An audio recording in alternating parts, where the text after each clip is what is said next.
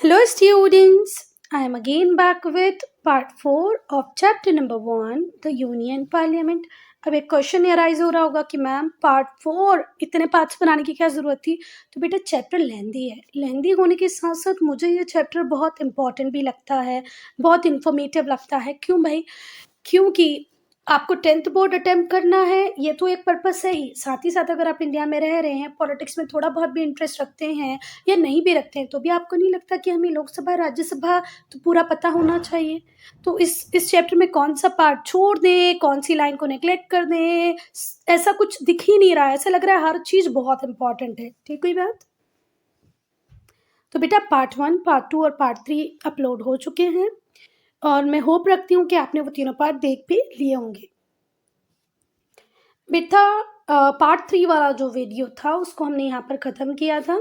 हम लोग part 4 start करेंगे, parts and functions of the union parliament.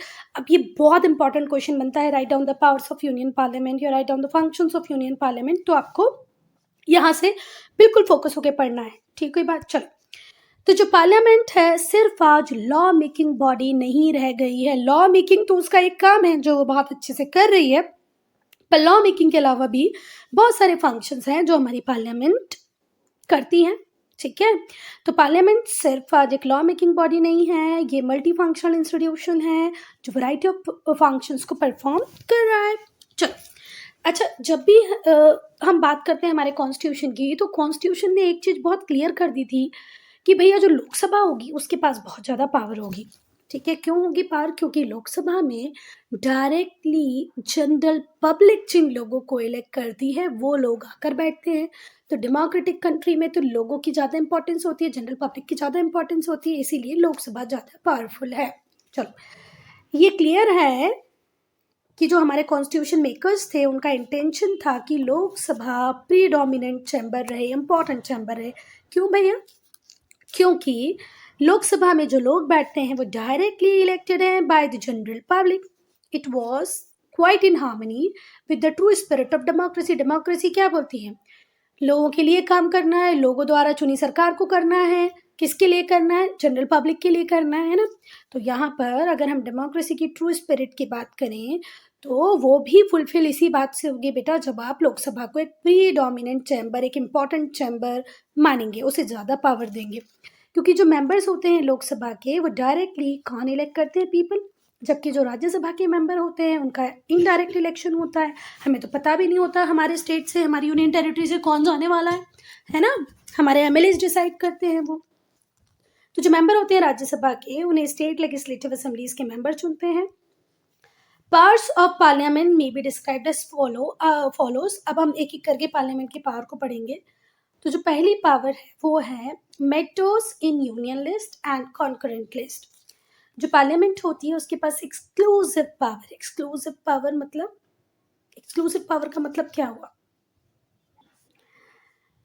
विशिष्ट शक्तियां। तो एक्सक्लूसिव पावर का मतलब क्या होता है? स्पेशल पावर्स, है ना। एक्सक्लूसिव, विशिष्ट, कि वो लॉज बनाएंगी किस रिगार्ड में?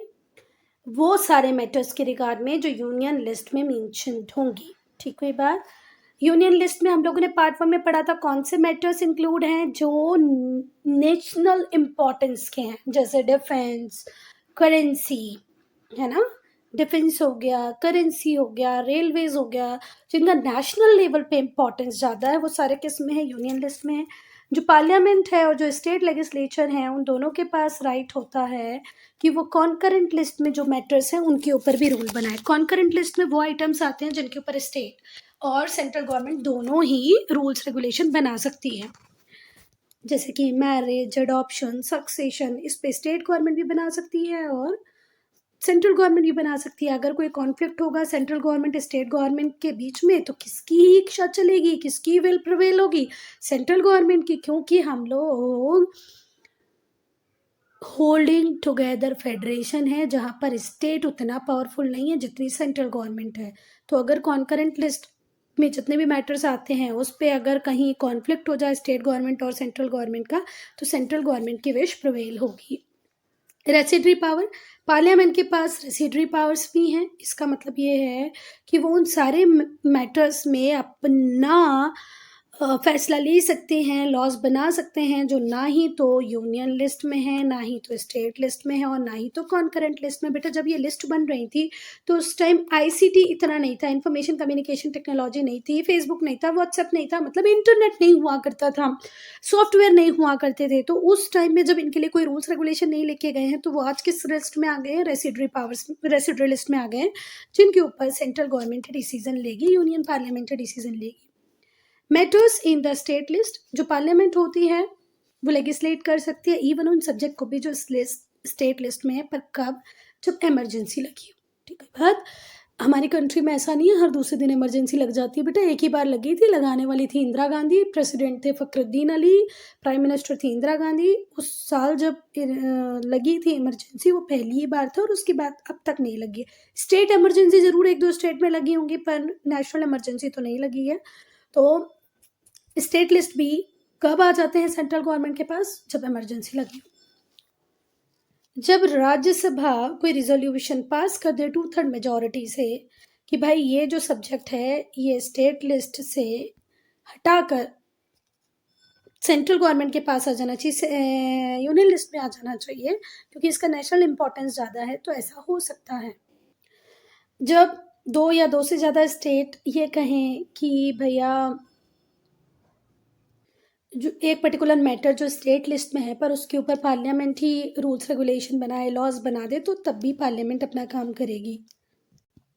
अब हम ऑर्डिनेंस को पढ़ेंगे, ऑर्डिनेंसेस को पढ़ेंगे तो ये ज़रा ध्यान से सुनना बेटा। कई बार ऐसा भी होता है कि पार्लियामेंट सेशन में नहीं है और प्रेसिडेंट को लगता है कि नहीं यार किसी चीज़ के लिए कोई नियम बनाना अभी त्वरित बिल्कुल हाल फिलहाल में बहुत ज़रूरी हो गया है, पार्लियामेंट को बुलाए फिर वो लोग डिस्कशन करें तो ये बहुत टाइम कंज्यूमिंग हो जाएगा। तो प्रेसिडेंट हाल फिलहाल के लिए कोई ऑर्डिनेंस पास कर सकता है। तो प्रेसिडेंट में प्रमलगेट एन ऑर्डिनेंस, जो प्रेसिडेंट होगा वो ऑर्डिनेंस को पास करा सकता है।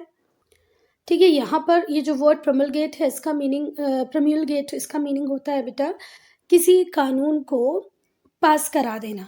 ठीक है, तो प्रेसिडेंट अगर चाहे तो किसी ऑर्डिनेंस को पास करा सकता है। कब कब? जब पार्लियामेंट सेशन में ना हो। जितने भी ऑर्डिनेंस होते हैं वो एक बार तो प्रेसिडेंट ने उनको बना दिया पर बेटा वो हाउस के पास जाएंगे अप्रूवल के लिए। अब बेटा जितने भी ऑर्डिनेंसेस हमारे प्रेसिडेंट ने पास किए थे, ठीक है, जब पार्लियामेंट सेशन में नहीं थी, तो वो ऑर्डिनेंसेस हमेशा के लिए नहीं रहेंगे बेटा। ये आपने पढ़ लिया कि भैया उसको लोकसभा राज्यसभा के पास अप्रूवल के लिए जाना ही पड़ेगा, पर उनकी एक्सपायरी कब तक पूरी नहीं हो जाती। जैसे कि सपोज करो आज पास हुआ और अब पार्लियामेंट के सेशन चालू हो गए, बस पार्लियामेंट के सेशन चालू है उसके 2 वीक तक अगर पार्लियामेंट उसको पास नहीं करेगी तो वो वहीं ख़त्म हो जाएगा। ठीक है, ज़रूरी है कि आज पार्लियामेंट लगने लगी, 2 हफ्ते तक पार्लियामेंट लग रही थी, बस 2 हफ्ते तक ही वो ऑर्डिनेंस कंटिन्यू रहेगा और अगर उसको पार्लियामेंट ने इन 2 हफ्तों में पास नहीं किया तो उसकी एक्सपायरी डन। ठीक है, बस वहीं पर वो ऑर्डिनेंस खत्म हो जाएगा। तो प्रेसिडेंट का ये काम होता है कि भैया जब भी री इलेक्ट होके पार्लियामेंट आ जाए तो आप उन ऑर्डिनेंसेस को पार्लियामेंट से पास करा दो विद इन 2 वीक, अदरवाइज तो वो अपने आप ही नल एंड वाइड हो जाएगा। ठीक, कोई बात? चलो अब हम नेशनल फाइनेंसेस की बात करें तो एक व्यक्ति थे जिनका नाम था जेम्स मेडिसन। उन्होंने कहा था जिसके पास पर्स है उसके पास पार है ना, पैसा ही सब कुछ है। तो who holds the purse holds the power. ये कौन थे बेटा? James Madison. ये थे यूनाइटेड स्टेट्स के 4th प्रेसिडेंट। ठीक है, अब लोकसभा को सब लोग बोलते हैं कि भाई इसके पास इतनी पावर क्यों है, ये सुपीरियर क्यों है? क्यों है भाई? क्योंकि उसके पास पर्स है, पर्स में है पैसा और पैसे से होता है सब कुछ। तो लोकसभा की सुपीरियरिटी दिखाने के लिए इतना ही काफ़ी है कि वो क्या है, उसके पास पर्स है। Control over the national treasury. National treasury का कंट्रोल किसके पास है? लोकसभा के पास है। एक मनी बिल जो होता है वो सिर्फ और सिर्फ लोकसभा में ही इंट्रोड्यूस किया जाता है, उसके बाद वो राज्यसभा जाएगा रिकमेंडेशंस के लिए। राज्यसभा में कभी भी मनी बिल इंट्रोड्यूस नहीं होता, मनी बिल हमेशा कहाँ इंट्रोड्यूस होता है? लोकसभा में। ठीक है बात, लोकसभा से पास होने के बाद वो जाएगा राज्यसभा रिकमेंडेशन के लिए। जो राज्यसभा होगी उस बिल को रिटर्न कर सकती है विद इन 14 डेज अपनी रिकमेंडेशंस के साथ। लोकसभा में पास हुआ, राज्यसभा गया, राज्यसभा 14 दिन के बाद। अब बेटा जैसे ही बिल राज्यसभा के पास पहुंचेगा उसको 14 दिन के अंदर उस बिल को वापस करना पड़ेगा लोकसभा को। वो चाहे तो अपनी कुछ रिकमेंडेशंस दे सकता है। फिर से ध्यान से सुनो, जो राज्यसभा होता है वो बिल को रिटर्न करेगा किसको, लोकसभा को, with in a period of 14 days, 14 दिन के अंदर उसे वापस करना पड़ेगा। वो चाहे तो अपनी कुछ रिकमेंडेशंस दे सकता है।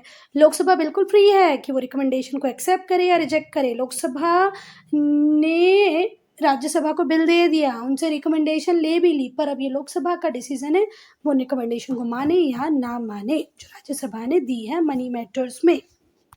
चलो, अगर हम फाइनेंशियल पावर की बात करें तो यूनियन पार्लियामेंट के पास क्या क्या पावर्स हैं हम वो देखते हैं।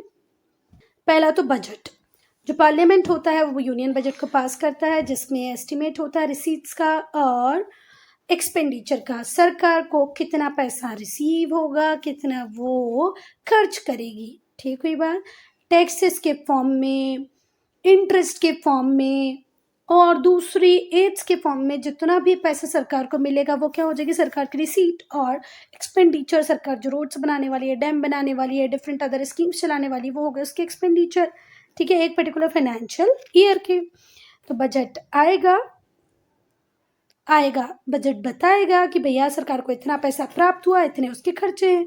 हम एक डेवलपिंग कंट्री है बेटा, तो हमारे खर्चे हमेशा ज़्यादा होते हैं। जो बजट है उसे प्रेजेंट किया जाता है 2 पार्ट्स में। पहला होता है रेलवे बजट और दूसरा होता है जनरल बजट। बेटा जो बजट 2017 में आया उसने इस प्रैक्टिस को भी ख़त्म कर दिया। अब रेलवे बजट सेंट्रल बजट अलग अलग नहीं आएगा, अब साथ में ही आ जाएगा। रेलवेज़ की जो इनकम है, जो एक्सपेंडिचर है, वो भी किसके अंदर ही दिखाई जाएगी, जनरल बजट के अंदर ही दिखाई जाएगी। पहले जैसे रेलवे बजट अलग आता था, 2017 से ये प्रैक्टिस बंद हो गई है। अब बेटा जो एस्टिमेट्स होता है एक्सपेंडिचर का उस बजट में, उसे 2 पार्ट में दिखाया जाता है। पहला जो पार्ट होता है वो ये है, expenditure charged on consolidated fund of India, India के कंसोलिडेटेड फंड्स में से कितने एक्सपेंडिचर जाएंगे। और दूसरा, the sum required to meet other expenditure of government, और वो कितना पैसा हमें चाहिए जो गवर्नमेंट के दूसरे कामों को करने के लिए चाहिए पड़ेगा, ठीक है। जो एक्सपेंडिचर होते हैं जो कंसोलिडेटेड फंड ऑफ इंडिया में आते हैं, उनमें आता है कि भाई प्रेसिडेंट की सैलरी, स्पीकर की सैलरी, डेप्यूटी स्पीकर की सैलरी, चेयरमैन, डेप्यूटी चेयरमैन की सैलरी, जितने भी जजेस होते हैं सुप्रीम कोर्ट के, हाई कोर्ट की, उनकी सैलरी। ये जो एक्सपेंडिचर होता है इसको एनुअल वोट ऑफ पार्लियामेंट की ज़रूरत नहीं होती, बट इधर house of parliament is at liberty to discuss the estimate. सिर्फ एस्टिमेट डिस्कस कर सकते हैं, पर इसमें कोई सहमति की ज़रूरत नहीं होती है। डिस्कशन ज़रूर कर लो आप, इसमें एनुअल वोट की ज़रूरत नहीं होती है, ठीक हुई बात। तो फिर से ध्यान से सुनना, हमने जो फर्स्ट हेडिंग पढ़ी थी, जिस हेडिंग का नाम था expenditure charge on consolidated fund of India, इसमें से किस किस की सैलरी जाएगी, president, speaker, deputy speaker, chairman, जजेस ऑफ सुप्रीम कोर्ट, जजेस ऑफ हाई कोर्ट, CGI, उन सब की सैलरी यहाँ से चली जाएगी। इन एक्सपेंडिचर्स को एनुअल वोट की ज़रूरत नहीं पड़ती है पार्लियामेंट से, पर दोनों हाउसेस को खुशी खुशी लिबर्टी से डिस्कस करना चाहें तो कर सकते हैं, अदरवाइज कोई दिक्कत नहीं है। सप्लीमेंट्री ग्रांट्स की अगर हम बात करें, अगर करंट फाइनेंशियल ईयर में हमको लगा कि यार बजट में जो पैसा हमें चाहिए था हमारे खर्चे करने के लिए वो थोड़ा सा कम पड़ गया है, तो सरकार सप्लीमेंट्री ग्रांट्स की डिमांड कर सकती है। फिर से ध्यान से सुनना, अगर अमाउंट जो ऑथोराइज किया गया था करंट फाइनेंशियल ईयर के लिए वो इनसफिशिएंट लगता है, तो जो हमारी सरकार है वो फ्रेश डिमांड कर सकती है सप्लीमेंट्री ग्रांट्स की। Next, vote on account. अगर बजट पास नहीं हो पाता है before the beginning of new financial year, that is April 1, कोई पैसा ही नहीं होगा किसी भी स्कीम को एग्जीक्यूट करने के लिए। If the budget is not pass before the beginning of new financial year, that is April 1, there would be no money for the executive to spend. एक भी एग्जीक्यूटिव के पास एग्जीक्यूशन के लिए एक सिंगल रुपया भी नहीं होगा। इसीलिए ये माना जाता है कि भाई बजट को टाइम रहते पास कर लिया जाए, तभी हम लोग फरवरी तक इस चीज़ को कंप्लीट करके रख देते हैं, ठीक है। अगर ऐसा नहीं भी हुआ तो वोट ऑन अकाउंट एक इंस्ट्रूमेंट हमारे पास होता है, जिससे जो एग्जीक्यूटिव होते हैं वो ऑथराइज होते हैं कि वो फंड को ले आएँ, किससे, कंसोलिडेटेड फंड से, ठीक है। जब तक कि बजट पास नहीं हो जाता, जब तक छोटे मोटे खर्चों के लिए हम कंसोलिडेटेड फंड से विड्रॉ कर सकते हैं। एक डिवाइस है जिसका नाम है वोट ऑन अकाउंट। आई बात समझ में। तो वोट ऑन अकाउंट किसी भी एग्जीक्यूटिव का पैसा कब देगा, जब बजट 1 अप्रैल तक पास नहीं हुआ होगा तो आप कंसोलिडेटेड फंड से थोड़ा बहुत पैसा ले सकते हैं, और कब तक ले सकते हैं? जब तक कि पार्लियामेंट बजट को पास ना कर दे। चलो, जितने भी एमपीज हैं, मिनिस्टर्स हैं, जजेस हैं सुप्रीम कोर्ट के, हाई कोर्ट के, उन्हें सैलरीज मिलती है, अलाउंसेस मिलते हैं, जिसको डिसाइड कौन करती है? पार्लियामेंट। कब? Time to time. इनमें रिविजन होता है, इंक्रीमेंट होता है, टीएडीए इन्हें बराबर मिलता है, बढ़ के मिलता है, पर ये सब डिसाइड कौन करता है? पार्लियामेंट। अब इन अ ग्लैंस ये बहुत ज़रूरी है, एक बार देख लो। अगर एग्जामिनेशन में क्वेश्चन आता है फंक्शंस ऑफ यूनियन पार्लियामेंट में, तो आई सजेस्ट यू कि ये जो फ्लो चार्ट है ये आपको बना के ही आना है, बिल्कुल बना के आना है। फंक्शंस लेजिस्लेटिव फंक्शंस होते हैं, नॉन लेजिस्लेटिव फंक्शंस होते हैं, और अदर पावर्स एंड फंक्शंस भी होते हैं। पहले हम लेजिस्लेटिव नॉन लेजिस्लेटिव फंक्शंस को डिस्कस करेंगे। लॉ बनाना, ऑब्वियसली बात है, पार्लियामेंट है तो लॉ तो बनाएगी। Passing of money bill and budget, amending the constitution, constitution में कोई अगर चेंज करना है वो भी कर सकते हैं ये लोग, मतलब पार्लियामेंट करती है हमारी, मनी बिल को पास करेगी, बजट को पास करेगी, और नियम बनाएगी, कानून बनाएगी। कानून, लॉ का मतलब कानून होता है, ठीक है। फिर एग्जीक्यूटिव के ऊपर कंट्रोल रखना, जुडिशियल फंक्शंस परफॉर्म करना, इलेक्टिव फंक्शंस परफॉर्म करना, ये पार्लियामेंट के कैसे फंक्शंस हैं? Non legislative. और अदर पावर्स एंड फंक्शंस हैं जिन्हें हम डिस्कस करेंगे। नेक्स्ट है कंट्रोल ओवर द एग्जीक्यूटिव और एडमिनिस्ट्रेटिव अफेयर्स। जो कॉन्स्टिट्यूशन है उसमें कहा गया है कि जो काउंसिल ऑफ मिनिस्टर होते हैं वो कलेक्टिवली रिस्पॉन्सिबल होते हैं हाउस ऑफ पीपल के लिए, ठीक है। कलेक्टिव मतलब समझ में आ रहा है ना, इकट्ठे। जो मिनिस्टर होते हैं वो ऑफिस को तभी तक होल्ड कर पाएंगे जब तक वो मेजॉरिटी ऑफ मेंबर्स का कॉन्फिडेंस उनके ऊपर होगा, ठीक है। क्लियर हुई बात? फिर से ध्यान से सुनो, जो मिनिस्टर्स होंगे वो अपने ऑफिस को तब तक ही इंजॉय कर पाएंगे तब तक जो लोकसभा के मेंबर, मेजॉरिटी मेंबर हैं, उनका कॉन्फिडेंस उनके ऊपर है। बहुत सारे डिवाइसेस ऐसे हैं जिसके थ्रू जो पार्लियामेंट होती है वो कंट्रोल रखती है एग्जीक्यूटिव के ऊपर। पहला है द क्वेश्चन आवर, जिसे हम इंटरपिलेशन भी कहते हैं। बेटा जो पहला घंटा होता है, the first hour of sitting in both the houses, दोनों ही हाउसेस में, लोकसभा या राज्यसभा, जो पहला घंटा होता है वो क्वेश्चन आंसर के लिए अलॉटेड होता है।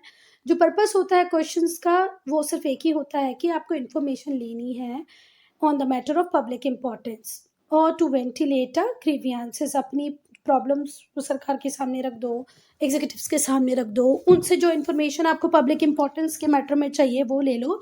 यही पर्पस होता है क्वेश्चन का। जो क्वेश्चन आवर होता है वो मिनिस्टर्स को उनके टोस के ऊपर रखता है। अब यहाँ पर ऑन देयर टोस का मतलब ये नहीं है कि उनको पैरों पे, पंजों पे खड़ा रखना, यहाँ पर यह है कि उन्हें विजिलेंट रखना, सतर्क रखना। क्योंकि जब आप कोई भी पॉलिसी और प्लानिंग बनाओगे ना बेटा, आपको पता होगा कि क्वेश्चन आवर में मुझे इससे रिलेटेड क्वेश्चन पूछा जा सकता है, तो इसका कोई लूप फॉल तो नहीं है, इसके क्या एडवांटेजेस हैं, क्या डिसएडवांटेजेस हो सकते हैं, ये सब आप पहले से प्रिपेयर करते हो, तो आप सतर्क रहते हो। ये बहुत ज़्यादा ज़रूरी है, क्योंकि अगर कोई सिलेक्टनेस, कोई इनजस्टिस हो जाए गवर्नमेंट के पार्ट पे, तो ऐसा होना नहीं चाहिए। उससे प्रोटेक्ट करने के लिए क्वेश्चन पहले ही पूछ लिए जाए ना, कि भाई अगर आप ये लॉ लेके आने वाले हैं, ये स्कीम लेके आने वाले हैं, तो इसके प्रोबेबल बेनिफिट क्या होंगे, प्रोबेबल डिसएडवांटेजेस क्या होंगे, ये सब पहले से पता होना चाहिए। थर्ड है एडजमेंट मोशन। ये एक और बड़ा इंस्ट्रूमेंट है हमारे पार्लियामेंट के पास, जिसके थ्रू सरकार की कमियों को, फेलियर्स को ये पिन पॉइंट कर सकते हैं। तो एडजमेंट मोशन क्यों होता है बेटा? एडजमेंट मोशन फेलियर्स को पिन पॉइंट करता है, किसकी? गवर्नमेंट की, है ना, कि भाई कहाँ कहाँ आप कौन सी ड्यूटी को प्रॉपरली परफॉर्म नहीं कर पाए, कहाँ आप क्या अच्छा कर सकते थे, कहाँ आपकी फेलियर रही। किन किन सब्जेक्ट्स पे एडजमेंट मोशन लाया जा सकता है? भैया किसी सीनियर आईपीएस ऑफिसर को वर्शिप की प्लेस पे किल कर दिया हो तो एडजमेंट मोशन आ सकता है। Killing of senior IPS officer in place of worship, death of several person due to consumption of unlicense liquor. तो ये कुछ ऐसे मोशंस हैं, कुछ ऐसी चीज़ें हैं, कुछ ऐसे मैटर्स हैं जिन पे एडजमेंट मोशन आ सकता है, ठीक है। कैसे? कि अगर कोई आईपीएस ऑफिसर की डेथ हो जाए प्लेस ऑफ वर्शिप में, किसी बहुत सारे व्यक्तियों की डेथ हो जाए, क्या बोलते हैं, मिलावट वाली शराब पीने से। सेंसर मोशन और नो कॉन्फिडेंस मोशन, बेटा इनमें एक बेसिक सा डिफरेंस है, वो यही समझ लो कि जब भी नो कॉन्फिडेंस मोशन आएगा तो इसको लाने के पहले आपको कोई रीज़न नहीं देना आप क्यों लेके आ रहे हो, ठीक है? पर सेंसर मोशन जो भी मेंबर लेके आएगा उसको स्ट्रॉन्ग रीज़न देना पड़ेगा कि भैया वो क्यों लेके आ रहा है।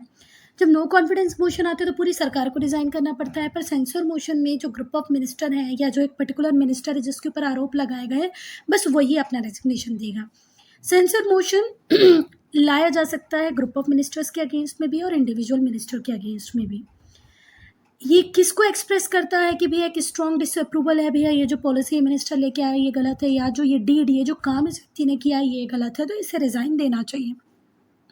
Adoption of censure motion resulted in the resignation of government. कई बार ऐसा हो सकता है कि अगर आपने सेंसर मोशन को अडॉप्ट किया तो पूरी सरकार भी गिर सकती है, हो सकता है। पर अब vote of sensor against a particular minister पर एक पर्टिकुलर मिनिस्टर या ग्रुप ऑफ मिनिस्टर के अगेंस्ट में आएगा तो उसका ऐसा कोई इफेक्ट नहीं होगा, ठीक है। वहीं पर जो नो कॉन्फिडेंस मोशन होता है इसे लीडर ऑफ अपोजिशन ला सकता है ना। अगर उसे लगे कि सरकार से आप लोग खुश नहीं है तो पूरी सरकार को रिजाइन करना पड़ेगा। नेक्स्ट है मॉनेटरी कंट्रोल। जो बजट है बच्चा, जब वो कंसिडरेशन के लिए गया हो, उसके ऊपर सोच विचार चल रहा हो, तो एक कट मोशन लाया जा सकता है। 3 प्रकार के कट मोशन होते हैं। एक तो parliamentary committee on public account, ये इंश्योर कराती है कि भैया जो पब्लिक का पैसा है वो पार्लियामेंट के हिसाब से ही खर्च हो। ये एग्जामाइन करती है उन रिपोर्ट्स को जो CAG लेके आता है। चलो, तो पहली बात तो जो पार्लियामेंट्री कमेटी होगी वो ये देखेगी कि पब्लिक का पैसा सही जगह, जो डिसीजन पार्लियामेंट ने लिए गए थे उसके हिसाब से खर्च हो रहा है कि नहीं हो रहा।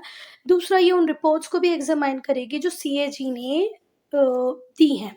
अब मेरी बात सुनो, CAG क्या होता है? Controller and auditor general of India, जिसको हम बोलते हैं CAG। ये भी एक बहुत बड़ी पोजीशन होती है बेटा। CAG की रिपोर्ट को भी क्रॉस चेक एग्जामाइन करने का राइट पार्लियामेंट्री कमेटी के पास होता है।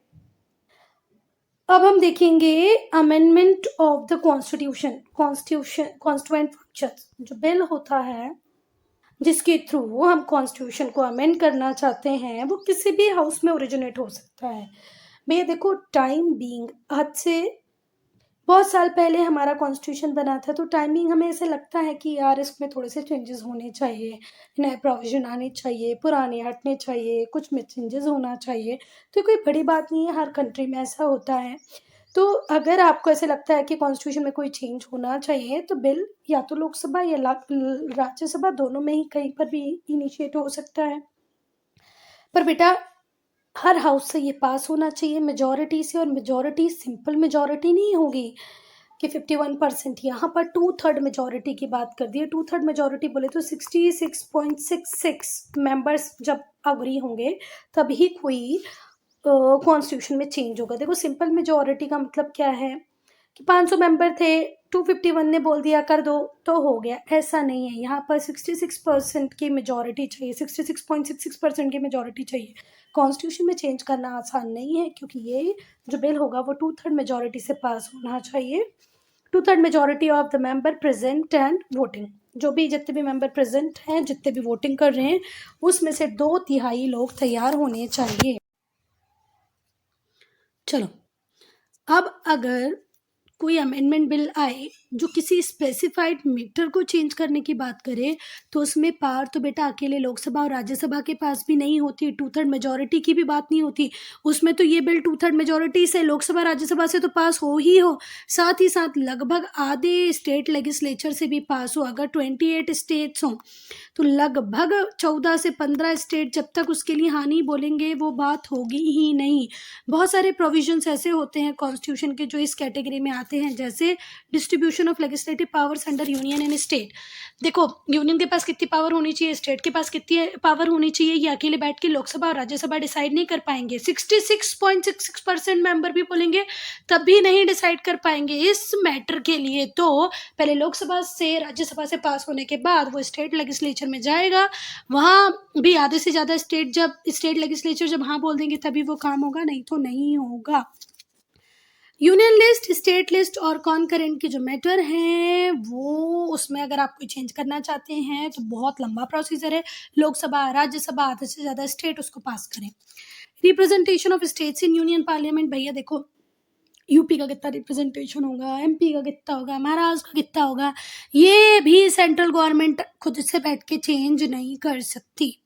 सच provision protect states right and countries federal setup, और ये ज़रूरी भी है। अगर यूनिलैटरली सेंट्रल गवर्नमेंट सब चेंज कर पाएगी तो स्टेट गवर्नमेंट के पास तो पावर ही नहीं है ना, वो तो पावरलेस हो गई। इस चीज़ को प्रोटेक्शन, फेडरल सिस्टम को स्ट्रांग बनाने के लिए हमने ऐसे किया है।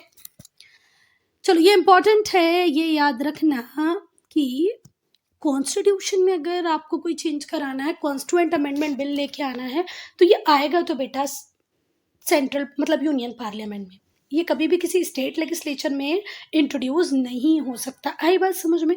कॉन्स्टिट्यूशन, संविधान, ये पूरी कंट्री का है, तो किसी एक पर्टिकुलर स्टेट में इस बात को लेके बहस तो हो ही नहीं सकती कि चलो अपन मिलके कॉन्स्टिट्यूशन को चेंज कर लें, ऐसा बिल तो वहाँ आएगा ही नहीं। समझ में आ गई बात? ये सीधे कहाँ ही आ सकता है, यूनियन पार्लियामेंट में आ सकता है। सेंट्रल गवर्नमेंट ही इसके लिए बात कर सकती है। बेटा अब हम डिस्कस करेंगे इलेक्टोरल फंक्शंस को, ठीक है? तो अगर हम इलेक्टोरल फंक्शंस की बात करें तो हमारे जो लोकसभा के मेंबर होते हैं, जो राज्यसभा के मेंबर होते हैं, जो मेंबर ऑफ लेजिस्लेटिव असेंबलीज होते हैं, उनके पास इलेक्शन से रिलेटेड क्या पावर है, तो वो ध्यान से सुनना। हमारे प्रेसिडेंट को चुनने का काम कौन करते हैं? एमपीज बोले तो लोकसभा मेंबर, राज्यसभा मेंबर और एमएलएज, ठीक कोई बात।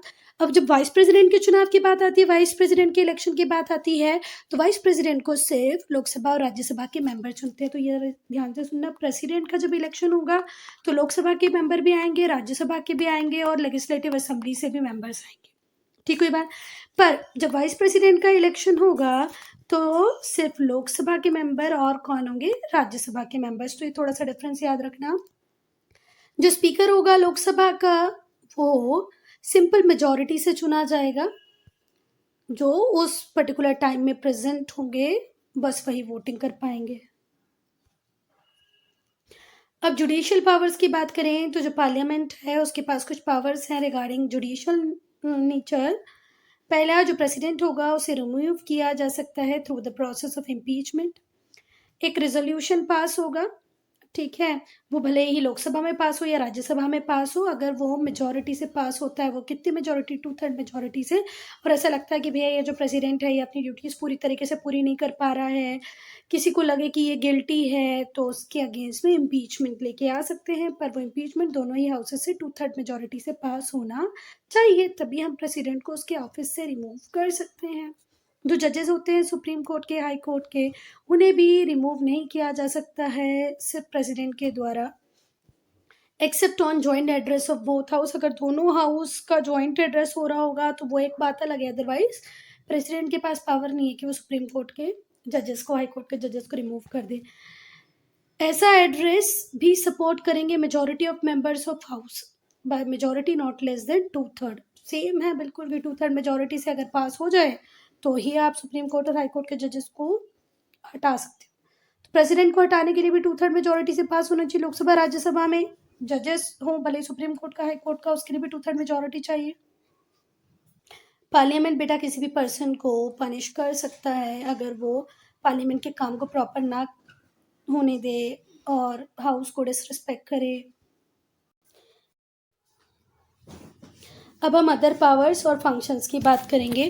तो जो पार्लियामेंट है उसके पास कुछ दूसरी पावर्स भी हैं। पहली, कि वो सुप्रीम कोर्ट के कंपोजिशन को चेंज कर सकता है। जैसे अभी 34 जजेस होते हैं including CGI, chief justice of India, ठीक कोई बात। पर पहले ये कंपोजिशन कम था, तो इसको टाइम टू टाइम चेंज करना भी किसके हाथ में होता है? प्रेसिडेंट के हाथ में होता है। पार्लियामेंट एस्टेब्लिश कर सकती है कॉमन हाई कोर्ट फॉर 2 और मोर स्टेट्स। 2 से ज़्यादा स्टेट्स के लिए एक हाई कोर्ट को सेटअप करने का काम किसके पास है? पार्लियामेंट के पास है। पार्लियामेंट स्टेट बाउंड्रीज को अल्टर कर सकती है, नए स्टेट्स बना सकती है, ठीक है। जैसे जम्मू कश्मीर से 2 यूनियन टेरिटरी बना दी गई है ना, एक जम्मू दूसरी लद्दाख। बेटा ये जो पॉइंट है इसमें कुछ चीज़ें जो लिखी गई हैं वो हम पहले ही डिस्कस कर चुके हैं कि जो पार्लियामेंट है वो सुप्रीम फोरम होता है जहाँ पर लोग अपनी विशेस को रख पाते हैं, अपनी एस्पिरेशंस को बता सक पाते हैं थ्रू देयर रिप्रेजेंटेटिव। अब मैं और आप तो पार्लियामेंट में नहीं जाएंगे पर हमारा रिप्रेजेंटेटिव वहाँ पर होता है, ठीक है। वो हमारी ग्रीवियंसेस को, हमारे डिज़ायर्स को सब लोगों के सामने रखता है, सरकार के सामने रखता है। तो जो एमपीज़ होते हैं वो एक वॉच रखते हैं over the behaviour of administration. जो अपोजिशन होता है वो एक्सपोज करता है कि भाई जो करंट सरकार है उसकी कमज़ोरियाँ क्या है, कहाँ-कहाँ वो फेल हुई है। तो गवर्नमेंट की वीकनेसेस को, फेलियर को पार्लियामेंट में कौन दिखाता है? अपोजिशन दिखाता है। Moreover there is a series of demonstrations by peasants, workers, women, students, and other against something when लोक सभा is in session। कितनी बार हम लोग देखते हैं कि लोकसभा सेशन में होता है पर उसी टाइम में हमारे किसान, हमारे मजदूर भाई, औरतें, बच्चे क्या करते रहते हैं? डेमोन्स्ट्रेशन करते रहते हैं। ये जो डेमोन्स्ट्रेशन है ये क्या है? ये भी तो वॉइस ही है लोगों का। The demonstration voice the needs and aspiration of the people. लोग क्या चाहते हैं? अब फार्मर्स जो दिल्ली में प्रोटेस्ट कर रहे थे वो क्या सिर्फ अपने लिए ही बात कर रहे थे? नहीं बेटा, वो पूरे इंडिया के जितने भी पीजेंट्स हैं उनकी बात कर रहे थे। अगर वीमेन डेमोन्स्ट्रेशन कर रही हैं तो वो एक तो वीमेन के लिए नहीं कर रही है ना, जो भी कुछ अमेंडमेंट होगा, जो सुधार होगा वो हमारे भारत में रहने वाली सारी औरतों के लिए होगा। अब हम बात करेंगे वो सारे प्रिविलेजेस की, वो सारी इम्यूनिटीज़ की जो हमारे एमपीज़ को मिले हुए हैं। ये स्पेशल प्रिविलेजेस इनको क्यों मिले हुए हैं बेटा? जिससे कि ये अपनी ड्यूटीज़ को प्रॉपर्ली परफॉर्म कर पाएँ। पहला है फ्रीडम ऑफ स्पीच। जो कॉन्स्टिट्यूशन है उसने ये बोला है साफ-साफ, कॉन्स्टिट्यूशन में लिखा है साफ-साफ कि फ्रीडम ऑफ स्पीच हमारे पार्लियामेंटेरियंस को मिली हुई है। किसी भी मेंबर ऑफ पार्लियामेंट को no member shall be liable to proceeding in any court. वो किसी कोर्ट में पेश नहीं किया जाएगा सिर्फ इस बात के लिए कि उसने पार्लियामेंट में क्या कहा गया है। और any vote given by him in parliament, parliament में जो वोट उसने दिया है, जो बात उसने कही है, उसके खिलाफ उसे कोर्ट में नहीं ले जाया जा सकता। ये है फ्रीडम ऑफ स्पीच जो एक्सक्लूसिवली मिली है हमारे एमपीज को। फ्रीडम फ्रॉम अरेस्ट, जो एमपीज होते हैं उन्हें अरेस्ट से फ्रीडम मिलती है during the continuation of session of the house. जब हाउस सेशन में हो तब हम हमारे पार्लियामेंटेरियंस को अरेस्ट नहीं कर सकते। और even 40 days before and after of such session, उस सेशन के शुरू होने के 40 दिन पहले से लेकर 40 दिन बाद तक आप हमारे पार्लियामेंटेरियंस को अरेस्ट नहीं कर सकते। बेटा ये जो अरेस्ट ऑफ एन एमपी है ये हम शॉर्ट्स में डिस्कस करेंगे, ठीक है बात। चलें आगे। Exclusive powers of to houses. कुछ पावर्स एक्सक्लूसिवली दी गई है लोकसभा को और दैट ऑफ राज्यसभा को। पहले हम डिस्कस करेंगे लोकसभा की। तो फाइनेंशियल मैटर, एक मनी बिल है वो सिर्फ और सिर्फ लोकसभा में ही इंट्रोड्यूस किया जा सकता है, राज्यसभा में कभी नहीं। मनी बिल लोकसभा से एक बार पास हो जाए तो राज्यसभा जाएगा, उन्हें रिकमेंडेशन देने का भी राइट है। मनी बिल उन्हें 14 दिन में राज्यसभा को, लोकसभा को वापस देना है। बिल रिटर्न किया, बिल रिटर्न करने के बाद रिकमेंडेशंस भी दी। रिकमेंडेशन लोकसभा माने ना माने ये उसकी मर्जी है। अगर 14 दिन में बिल वापस नहीं आता of its receipt, it shall be deemed to have been pass by both the houses. 14 दिन के अंदर अगर बिल राज्यसभा से वापस नहीं आया मतलब उन्होंने वो पास कर दिया है, ठीक है। तो अगर आपको कुछ रिकमेंडेशंस देनी, कुछ चेंज कराने हैं तो 14 दिन के पहले आप उसको वापस भेजो, ये राज्यसभा का काम है। जो लोकसभा है वो रिजेक्ट भी कर सकता है, एक्सेप्ट भी कर सकता है किसी भी रिकमेंडेशन को जो राज्यसभा ने दी हो, है ना। पर लोकसभा बाध्य नहीं है, उसको कंपेल नहीं कर सकता राज्यसभा लोकसभा को कि नहीं तुम्हें तो ये माननी पड़ेगा, ऐसा कुछ। अब बेटा जो डिमांड्स होती है ग्रांट्स के लिए कि भैया हमें इतना पैसा चाहिए, उतना पैसा चाहिए, इसके ऊपर वोटिंग सिर्फ लोकसभा में होगी। राज्यसभा में इसके ऊपर डिस्कशन जरूर हो सकता है पर वोटिंग नहीं हो सकती। आई बात समझ में? Grants of demands for grants मतलब जो पैसा एलोकेट होगा अलग अलग जगह पे, उसके लिए वोटिंग सिर्फ लोकसभा में हो सकती है। राज्यसभा में डिस्कशन हो सकता है पर वोटिंग नहीं होगी, ये बात ध्यान रखना। नेक्स्ट है responsibility of the council of minister, ठीक है। तो जो यूनियन काउंसिल ऑफ मिनिस्टर्स होते हैं वो कलेक्टिवली रिस्पॉन्सिबल होते हैं बेटा लोकसभा के लिए। प्रेसिडेंट इनवाइट करता है लीडर को, एक पर्टिकुलर पार्टी जिसकी सरकार बनी उसके लीडर को या पार्टीज़ के लीडर को, अगर कोलिशन की गवर्नमेंट बनी हो तो, ठीक है। कई बार ऐसा होता है कि सिंगल पार्टी को मेजॉरिटी नहीं मिलती तो बहुत सारी पार्टी मिलकर सरकार बनाती है। तो जो प्रेसिडेंट होता है वो इन्वाइट करता है लीडर ऑफ द पार्टी को या पार्टीज़ को जिनके पास more than half of the member का सपोर्ट हो कि भैया आओ और सरकार बनाओ। एक इम्पॉर्टेंट फंक्शन होता है लोकसभा का इज़ टू मेक और थ्रो आउट द गवर्नमेंट, या तो सरकार बनाए या सरकार हटाए। एक इम्पॉर्टेंट फंक्शन होता है लोकसभा का इज़ टू मेक और थ्रू आउट द गवर्नमेंट। जो मिनिस्टर होते हैं वो ऑफिस में तब तक ही रहेंगे जब तक उनकी पार्टी को मेजॉरिटी मिली रहेगी लोकसभा में। अगर एक भी मेंबर, 2 मेंबर, 4 मेंबर ऐसा लगा कि भैया यार मेजॉरिटी इस पार्टी की ख़त्म हो रही है, तो या कोई जो आपका कोalition पार्टनर था वो आपसे सपोर्ट खींच ले, तो आपकी सरकार गई और सारे के सारे मेंबर को रिज़ाइन करना पड़ेगा। अटल बिहारी गवर्नमेंट 13 दिन में गिरी थी सिर्फ 1 वोट से, ठीक है? जयललिता उसके लिए रिस्पॉन्सिबल थी उस टाइम में, और एक और मेंबर था जिसका नाम, बेटा जब भी ज्वाइंट सेशन होगा तो उस ज्वाइंट सेशन को प्रेसाइड कौन ही करेंगे? Speaker of Lok Sabha. आई बात समझ में? किसी मैटर पे लोकसभा और राज्यसभा अगर सहमति नहीं बना पा रहे हैं तो प्रेसिडेंट ज्वाइंट सेशन को कॉल करता है। अब तक 3 या 4 बार ही ज्वाइंट सेशन हुआ है। एक बार डाउरी पे हुआ है, एक बार कोटा के ऊपर हुआ है, एक बार बैंकिंग रिफॉर्म्स के ऊपर हुआ है, एक और मतलब ऐसे कुछ ही केसेस हैं जिनमें ज्वाइंट सेशन लगा है। पर जब भी ज्वाइंट सेशन लगेगा तो बेसिक होता यही है बेसिकली कि लोकसभा में मेंबर्स ज़्यादा हैं तो लोकसभा की बिल ही प्रिवेल करती है ज्वाइंट सेशन में भी, और ज्वाइंट सेशन की जो प्रोसीडिंग्स होती हैं उसको प्रिसाइड कौन करता है? स्पीकर।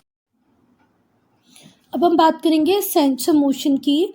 तो सेंसर मोशन जो होता है वो भी लोकसभा में ही आएगा। ये नो कॉन्फिडेंस मोशन से थोड़ा सा डिफरेंट होता है बेटा। नो कॉन्फिडेंस मोशन में पूरी मिनिस्ट्री को, पूरे काउंसिल ऑफ मिनिस्टर को रिज़ाइन करना पड़ता है इंक्लूडिंग पीएम। पर जब सेंसर मोशन आता है तो सेंसर मोशन में सिर्फ पर्टिकुलर मिनिस्टर या group of minister he resign करते हैं। कोई भी मेंबर इसको लेके आ सकता है पर वो ये आएगा साउंड ग्राउंड पे, और बेसिकली उन्हीं पॉलिसीज़ के लिए आता है जो सेंसर्ड है। मतलब कोई अनुचित काम उस मिनिस्टर ने किया, उस ग्रुप ऑफ मिनिस्टर ने किया, तभी आप ये लेके आ सकते हो। A motion of no confidence need not record the grounds on which it is based. Motion of no confidence जो आएगा ना बेटा, उसमें आप भले ही उस बात का जिक्र ना करो कि किस बात पे ये लेके आए हैं आप, पर सेंसर मोशन जब भी आएगा आपको उस बात को डिक्लेयर करना पड़ेगा कि भाई क्यों आया है। कुछ फ्यू लीगल एक्सपर्ट्स का कहना है कि अगर सेंसर मोशन को अडॉप्ट किया गया है तो पूरी गवर्नमेंट को रिज़ाइन करना चाहिए। पर अगर वोट ऑफ सेंसर आता है बेटा तो सिर्फ उस पर्टिकुलर मिनिस्टर की बात हुई है तो उसी के ऊपर काम होगा। पूरे काउंसिल ऑफ मिनिस्टर रिज़ाइन नहीं करेगी। पूरी काउंसिल ऑफ मिनिस्टर कब रिज़ाइन करेगी? जब नो कॉन्फिडेंस आएगा, मोशन आएगा। इतनी सारी चीज़ें हमने ऊपर डिस्कस की, उससे हमें ये पता चलता है कि भैया लोकसभा ज़्यादा पावरफुल है एज़ कम्पेयर टू राज्यसभा। ठीक है, अब हम उन पावर्स की बात करेंगे जो एक्सक्लूसिवली किसकी डोमेन में आती हैं? राज्यसभा की डोमेन में आती हैं। ठीक है, पर हम इसको डिस्कस करेंगे बेटा पार्ट 5 में।